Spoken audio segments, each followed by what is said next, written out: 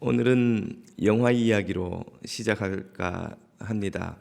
아카데미 2년 연속 작품상 또 감독상을 포함해서 세계 아카데미 상과 무려 28개의 국제영화제 수상 경력을 가진 세계적 거장, 멕시코 감독인 알레한드로 곤잘레스 이냐리투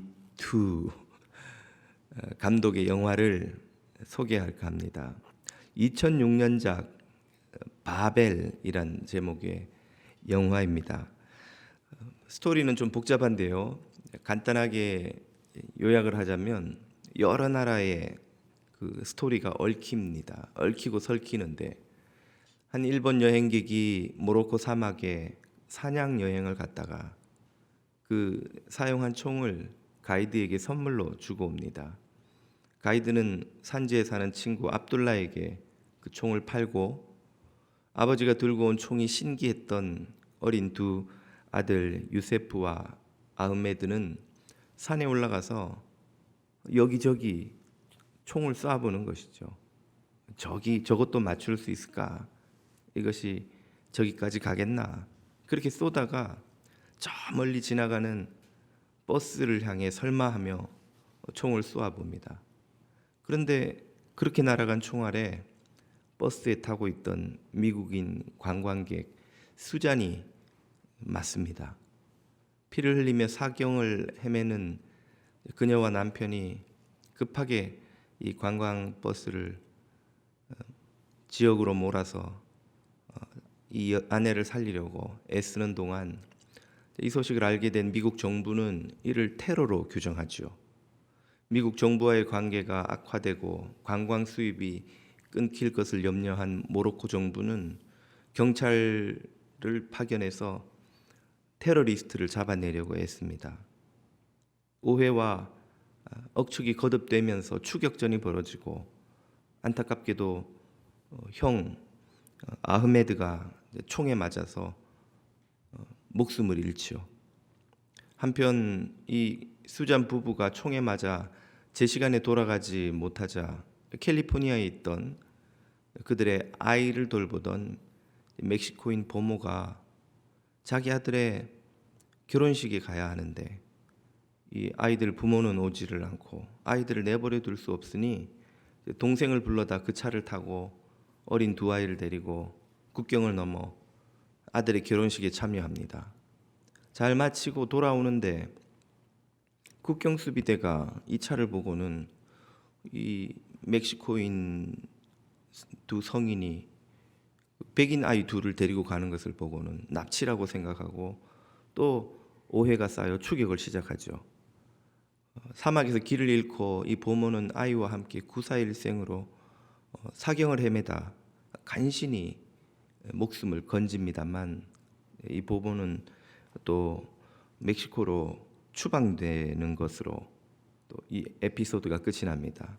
그 외에도 몇 개 에피소드가 더 얽힙니다만은 이 영화의 스토리는 다른 여타 영화와 차별점이 있습니다. 영화에는 그 단 한 명의 범죄자도 등장하지 않습니다. 사기꾼, 도둑, 강도, 테러리스트 그 누구도 나오지 않고 모두가 그저 선량한 소시민입니다. 산골에서 가난하지만 소박하게 살아가는 모로코인 촌부의 가정과 상처를 극복하려고 애쓰는 미국인 부부, 또 가난을 극복해 보려고 온 가족이 힘겹지만 부지런히 일하는 멕시코인 이민자들, 또 다른 가족도 조금 나옵니다만은 그 누구 하나 악한 의도를 가진 사람들이 없습니다. 모두가 그저 평범하고 선량하고 특별히 법에 저촉될 만한 삶을 사는 이들이 아무도 아닌데 그들 사이에 일이 이상하게 꼬이고 오해가 거듭되고 억측이 반복되다 서로에게 상처와 고통을 주고 결국은 목숨을 잃는 이까지 등장하는 파국에 이르지요. 이 영화가 던지는 문제의식은 오늘 우리 모두가 공유하는 것이기도 합니다.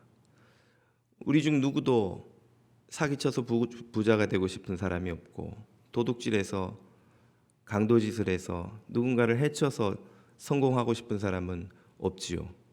그런데도 불구하고 우리는 원치 않는 염려와 근심에 사로잡히고 이런저런 갈등을 겪고 상처를 주고받고 또 오해하고 의심하고 억측을 갖고 심지어는 이런저런 파국에 이르는 가정, 관계, 공동체가 나타나곤 합니다.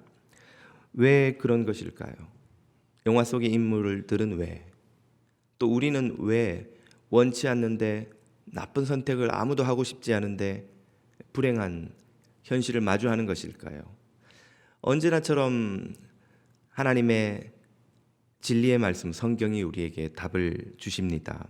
오늘 본문은 나는 세상의 빛이라고 선포하신 예수님의 말씀에 뒤이어지는 가르침이죠. 예수님의 이 선포를 믿지 못하는 유대인들을 향해 예수님께서 이렇게 말씀하십니다. 다시 이르시되 내가 가리니 너희가 나를 찾다가 너희 죄 가운데서 죽겠고 내가 가는 곳에는 너희가 오지 못하리라. 내가 간다. 내가 가는 곳에 대해선 전에 몇 주 전에 설명드린 기억이 납니다. 예수님은 우편 강도에게도 네가 오늘 나와 함께 낙원에 있으리라. 당신이 가는 그곳에 나도 함께 있게 해 주옵소서 하는 간구에 응답하셨지요. 하지만 주님은 이 시점에서 바리새인들, 유대 사회에서 가장 율법에 정통하며 철저히 율법을 지키며 모범적이며 대중들로부터 존경받는 이 종교 지도자들을 향해 선언하시기를 너희는 죄 가운데서 죽을 것이고 내가 가는 그곳에는 너희는 오지 못할 것이야. 저주의 말씀을 하시죠. 아니 이렇게 바른 모범적 삶을 사는 이들이 이런 저주를 받을 이유가 무엇입니까? 단지 예수님의 말씀을 믿지 않았기 때문이라고만 할 수 있는 것일까요? 우리가 전도할 때 제일 많이 부딪히는 장벽이 이것입니다. 성경이 우리를 죄인이라고 선언하신다는 이 메시지를 전하면 내가 뭘 그리 잘못했길래 죄인입니까? 나는 법을 어긴 적도 없고 감옥에 갔다 온 적도 없고 인간이니 거짓말도 하고 사소한 잘못은 있지만 그렇게 안 사는 사람이 누가 있나요? 나는 적어도 평균 이상으로는 도덕적으로 산다고 자부하는데 내가 왜 죄인이에요? 하는 반응을 흔히 마주치게 되죠. 이 메시지 이런 문제를 교회 밖에 있는 이들뿐 아니라 교회 안에 있는 교인들 중에도 이해하지 못하는 이들이 왕왕 있습니다. 유대인들도 당연히 이를 이해하지 못했기에 예수님이 이렇게 설명을 덧붙이십니다. 예수께서 이르시되 너희는 아래에서 났고 나는 위에서 났으며 너희는 이 세상에 속하였고 나는 이 세상에 속하지 아니하였느니라. 너희가 죄 가운데서 죽는 이유가 이것이다 하고 설명하시는 거예요. 문제는 너희가 뭘 했느냐 안 했느냐, 선한 일을 했느냐 범죄를 저지르지 않았느냐, 남들보다 좀 더 도덕적이냐 덜 도덕적이냐, 그런 문제가 아니라는 거예요. 착하게 살았느냐 법을 어기며 범죄자로 살았느냐, 그런 문제도 아니라는 거예요. 죄 가운데 죽는 이유는 무엇입니까? 소속이 문제인 거예요. 그들은 아래에서 난 사람들이고 그들은 세상에 속한 사람들이죠. 아래는 하나님이 계시는 위와 대비되는 땅의 세상, 죄의 세상을 말합니다. 또 너희는 세상에 속하였다. 하나님이 통치하시는 하나님 나라와 대비되는 세상은 하나님을 거역하는 질서로 가득한 세상이죠. 그렇게 아래에 속하였고 세상에 속하였다는 그 자체가 심판의 원인이라는, 이유라는 말씀입니다. 그 아래에 속해 있으면, 세상에 속해 있으면 그가 좀 더 선하든지 좀 덜 선하고 악하든지 그런 문제가 아무런 중요한 이 차이점이 아니라는 뜻입니다. 비유하자면 이는 마치 침몰하는 타이타닉호에 타고 있는 것과 같죠. 배가 침몰하는데 배 위층에 부자들 룸에서 자든지 저 아래층에 빈자들 룸에서 자든지 그건 죽음의 운명에 아무런 차이가 없는 거예요. 배가 완전히 가라앉기 전까지 좀 더 편하고 좀 더 불편할 수는 있겠으나 모두가 침몰하는 배에서 함께 멸망한다는 점에서 차이가 없는 것과 같이 이 아랫 세상, 이 하나님을 거역하는 세상에 속해 있으면, 소속이 이 땅이면 멸망하는 세상과 함께 심판받는다는 운명을 벗어날 수 없다 하는 것이 예수님의 선언입니다. 이 아랫 세상의 현실을 고발한 것이 바로 앞에 소개드린 영화입니다. 이 영화의 문제의식을 감독이 던지며 그 답을 제목 안에 힌트를 넣어두었습니다. 영화의 제목이 무엇입니까? 바벨이죠. 바벨. 바벨은 여러분도 짐작하다시피 창세기 11장에 나오는 바벨탑에서 따온 이름입니다. 감독은 이 영화에서 바벨탑의 현실을 보고 있는 거예요. 영화 속 인물들이 겪는 갈등과 오해와 고통과 파국이 어디서 비롯되었는지를 이 제목에서 설명하고 있는 거죠. 바벨탑이 주는 메시지가 무엇입니까? 바벨탑은 하나님의 심판으로 그 탑을 쌓던 사람들의 언어가 모두 달라져서 결국 서로 소통하지 못하여 단절을 겪고 온 세상으로 흩어지는 것으로 이야기가 끝나죠. 그들의 단절이야말로 영화 속 인물들이 겪는 파국의 이유입니다. 소통되지 않는 거예요. 단절되어 있는 것이죠. 영화 속에서는 언어의 장벽 이외에 인종의 벽, 국경의 벽, 빈부의 벽, 강대국과 약소국의 벽, 종교의 벽, 여러 가지 벽이 등장합니다. 그 벽 너머에 무엇이 있는지를 모르는 사람들은 벽 너머를 향해 의심의 눈초리를 보내죠. 저 사람들이 테러리스트일 거라는 단정을 섣불리 합니다. 저 사람들은 우리를 잡으러 왔다고 생각하고 도망치고 대화가 이루어지지 않죠. 의심은 억측을 낳고 억측은 섣부른 단정을 낳고 오해가 거듭되다 결국은 서로를 해칩니다. 상처를 주고 미움과 분노를 쌓고 마침내 파국으로 치닫지요. 모두가 선한 의도를 갖고 있음에도 불구하고 아무도 서로를 해치려 하는 의도가 없었음에도 불구하고 모두가 서로에게 상처를 주고 해치고 많은 파국이 일어나는 이유, 단절. 첫째는 단절이죠. 세상이 단절되어 있다는 것입니다. 둘째는 그 단절된 벽 너머에 있는 이들을 향해 믿음과 사랑을 품을 수 없는 마음, 의심과 두려움을 품을 수밖에 없는 마음의 상태, 이것이 또 하나의 이유라고 하겠습니다. 예수님이 지적하시는 바가 바로 이것입니다. 지금 너희는 이 단절된 세상에 속해 있다는 거예요. 이 아래에 속해 있어서 서로를 향해 믿음과 사랑으로 대하지 못하고 의심과 두려움으로 대할 수밖에 없는 그런 마음으로 살아간다는 거예요. 그들이 속한 세상도 문제이고 그 세상 안에서 살아가는 그들의 마음도 문제입니다. 그들의 마음이 어떤 것인지를 바벨탑 사건이 이렇게 보여주지요. 세상에 단절을 일으키는 마음, 세상에서 서로를 해칠 수밖에 없는 마음, 그 마음이 무엇인지를 창세기 11장 4절을 보면 바벨탑을 쌓으려는 사람들의 의도를 이렇게 설명하는 대목에서 드러납니다. 또 말하되 자 성읍과 탑을 건설하여 그 탑 꼭대기를 하늘에 닿게 하여 우리 이름을 내고 온 지면에 흩어짐을 면하자 하였더니 바벨탑을 쌓으려는 목적이 이것입니다. 이게 무슨 문제인가? 이런 마음이 뭐가 문제인가 생각하실 수 있겠지만 창세기를 1장부터 차근차근 잘 읽어 왔다면 이 의도의 문제가 무엇인지가 금방 간파됩니다. 그들은 창조하신 하나님이 통치하시는 하나님 나라 대신에 자신들의 성과 탑을 쌓으려고 했던 거예요. 그들은 피조물인 존재가 창조주가 계시는 하늘에 닿으려고 했던 것이죠. 그들은 창조주의 이름을 세상에 드러내지 않고 피조물인 자신들의 이름을 드러내기를 원했죠. 그들은 온 땅에 생육하고 번성하여 충만하라는 하나님의 명령을 거부하고 모여서 흩어지기를 면하자, 흩어지지 말자고 그들은 선언하고 있습니다.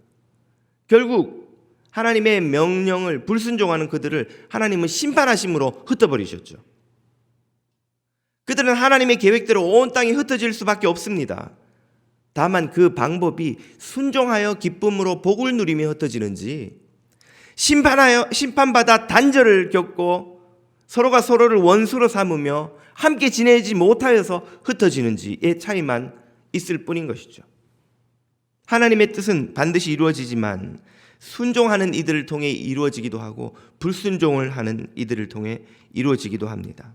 이들의 삶의 문제는 한마디로 자기 중심성이라고 요약할 수 있습니다. 하나님이 창조하실 때 디자인하신 인간의 삶은 하나님 중심의 삶이었습니다. 하나님을 왕으로 모시고 주인으로 모시고 하나님 중심의 삶을 사는 이에게 부어지도록 계획된 모든 복이 하나님으로부터 인류에게 쏟아 부어졌죠. 이 복은 하나님 중심의 삶을 살 때 비로소 자연스럽게 누릴 수 있는 하나님의 복이요 은총입니다. 그러나 지금 인류는 하나님을 중심에 두기를 거부하고 자기를 중심에 놓고 사는 삶을 시작합니다. 그것이 세상에 단절을 가지고 오죠. 그 단절은 앞서 보았던 것과 같이 온갖 오해와 억측과 의심과 두려움과 마침내 비난과 미움을 초래하고 원수 맺음과 서로 해침과 파국을 불러오고야 맙니다. 이 땅에 발 딛고 사는 이들은 가장 선한 이들조차도 이 자기중심적 삶을 벗어나지 못한다는 사실을 바벨탑 사건이 우리에게 가르쳐 줍니다. 예수님이 고발하고 계십니다. 앞서 소개한 영화도 고발하고 있는 것이죠. 자기중심적 삶을 사는 이들은 범죄를 저지르지 않았다는 게 아무 차이를 만들어 오지 못합니다. 이 세상에서 조금 더 선하게 살든 남들보다 좀 더 악하게 살든 별 차이가 없는 모두 자기중심적 삶일 뿐이라는 뜻입니다. 아무리 선하게 살아도 자기 중심으로 살아가는 이들은 자기가 판단할 때 옳은 삶,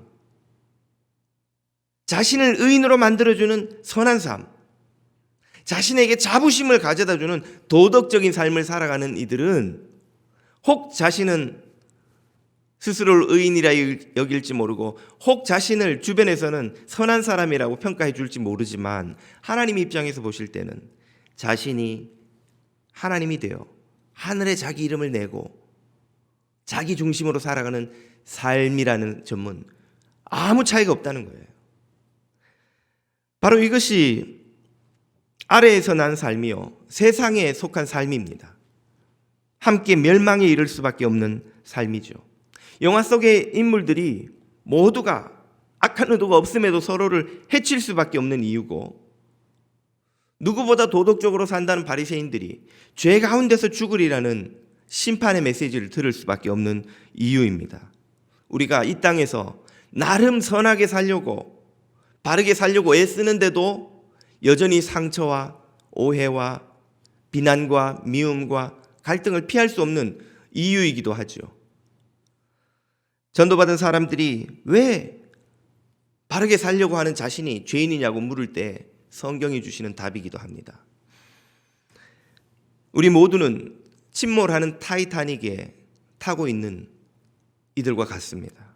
좀 더 선한 위층에 있든 좀 악하고 비난받는 아래층에 있든 잠시간의 차이일 뿐 함께 침몰하는 배에 타고 있다는 사실은 변함이 없습니다. 그러면 어떻게 우리는 이 타이타닉으로부터 탈출할 수 있을까요? 아래층에서 위층으로 부지런히 올라가는 것은 답이 아닙니다. 배가 잠기면 조금 늦게 잠길 뿐이죠.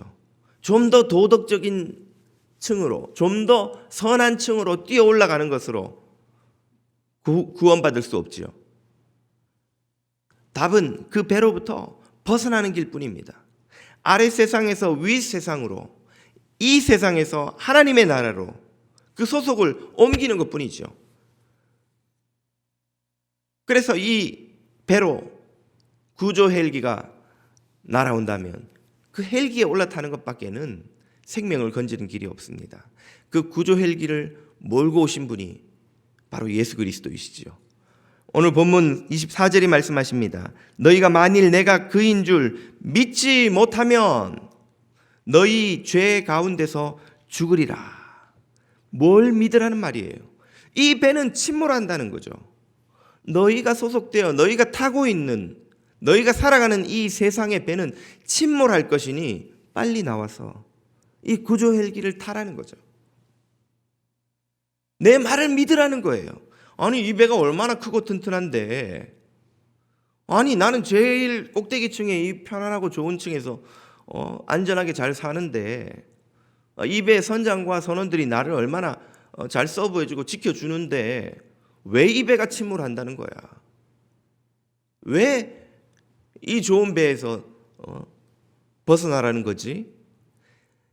구조 헬기를 몰고 오신 분의 말씀을 믿지 못하면 그들은 이 세상을 벗어나야 될 필요를 느끼지 못하죠. 그분의 말씀을 믿어야만, 그래서 하나님 나라에서 온 구조 헬기를 타야만 구원받을 수 있다는 겁니다. 그 말이 바로 나를 믿지 않으면 죄 가운데서 죽으리라. 나를 믿어야만 죄 가운데 멸망하는 운명에서 구원을 받으리라 하시는 예수님의 말씀입니다. 그 말씀에 바리새인들은 당신이 도대체 누군데 당신 말을 믿으라는 거냐고 반문합니다. 25절을 보십시오. 그들이 말하되 네가 누구냐? 아니, 네가 누구길래 우리가 네 말을 믿으라는 거냐 하는 반응이죠. 예수께서 이르시되 나는 처음부터 너희에게 말하여 온 자라. 누누이 너희에게 말해 오지 않았느냐? 내가 너희에게 대하여 말하고 판단할 것이 많으나 나를 보내신 이가 참되심에 내가 그에게 들은 그것을 세상에 말하노라. 요약하자면 내가 너희를 심판할 메시지가 얼마나 많은지 모르지만 나는 심판하러 이 세상에 온 것이 아니라 은혜로운 아버지 하나님의 구원을 전하러 왔노라. 지금 나는 너희에게 구원을 전하고 있으니 내가 너희를 정죄하기를 택하지 않고 용서하고 은혜 베풀고 구원하기를 택하였고 그 구원의 메시지를 전하고 있으니 하나님께로부터 온 나의 이 메시지를 너희가 들어야만 살 것이다 하는 말씀입니다. 곧 내가 너희를 구원할 메시아다. 하나님이 나를 너희에게 메시아로 보내셨다 하는 말씀이죠. 유대인들은 예수님이 메시아인 걸 어떻게 믿느냐고 또 반문합니다. 네가 누구냐? 내가 메시아다. 네가 메시아라는 걸 어떻게 믿느냐? 그러자 예수님이 이렇게 답하시죠. 28절. 이에 예수께서 이르시되 너희가 인자를 나를 십자가에 매 달아 나무에 든 후에 내가 부활하고 승천하는 것을 통해 내가 그인 줄 알게 될 것이다. 그제서야 너희는 또 내가 스스로 아무것도 판단하거나 선포하거나 가르친 것이 아니라 오직 아버지께서 가르치신 모든 것을 그대로 지금 내가 가르치고 있는 이 모든 것을 말하는 줄도 알게 되리라. 다시 말해 십자가의 죽으심과 부활과 승천을 보고 나면 너희가 내가 메시아인 것을 부정할 수 없을 것이다 하는 말씀입니다. 이 말씀대로 예수님의 말씀을 믿은 이들은 예수님의 부활을 경험합니다. 승천을 경험합니다. 성령을 경험합니다. 다시 오실 예수 그리스도를 바라보는 소망을 얻게 되지요. 그제서야 그들은 소속이 바뀌는 것을 경험합니다. 예수님의 그 죽으심과 부활과 승천과 십자가의 모든 대속의 은혜를 통해 자신들의 소속이 아래에서 위로, 세상에서 하나님 나라로 옮겨졌다는 사실을 경험하게 되죠. 이것이 바로 십자가를 믿는 제자들이 누린 은혜, 오늘 저와 여러분이 누린 은혜입니다. 예수 그리스도의 십자가의 말씀을, 그 은혜의 능력을 온전히 믿음으로 이 땅에서 하나님 나라로, 아래에서 위로 소속이 완전히 옮겨지시는 저와 여러분이 다 되시기를 주님 이름으로 축복합니다. 1974년에 5남매를 데리고 플로리다로 이주한 송석춘 씨의 가장 큰 바람은 모든 이민자들이 그러하듯 자녀들이 잘 되는 것이었습니다. 자동차 정비공으로 취업 이민을 와서 어려운 이민 생활이지만 자식들이 잘 되는 것 하나만 바라보며 열심히 일했습니다. 그런데 이민 4년 만에 큰 사고를 겪습니다. 큰 기대를 걸었던 큰아들이 미들스쿨에 올라가더니 눈이 찢어진 아시안, 영어 못하는 아시안, 시커멓게 생긴 아시안이라고 백인 아이들에게 놀림과 왕따를 당하다가 여러 번 싸움박질을 하고 그때마다 교장실에 불려가 큰 벌을 받습니다.